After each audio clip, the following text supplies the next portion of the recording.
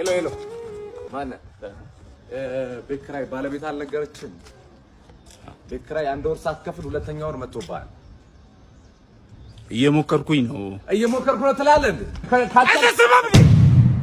እየሞከርኩኝ ነው። ያንተን የቤት ኪራይ ልከፍል እየሞከርኩኝ ነው። የልጆች ትምህርት ቤት ልከፍል እየሞከርኩኝ ነው። የሚበሉት አጥተው እየሞከርኩኝ ባለቤት ለማውጣት ሰው አይደለ እንዴ? ይኸው ተመልከት። ይሄ የልጆች ጌም የሚጫወቱበት ልሸጥ እየሞከርኩኝ ነው። አስብ እንጂ ሁሉም ሰው እየሞከረ ነው በዚህ ሰዓት። እጁን አጣጥፎ የተቀመጠ ሰው አለ እንዴ? ታገሰኝ በቃ እየሞከርኩኝ ነው።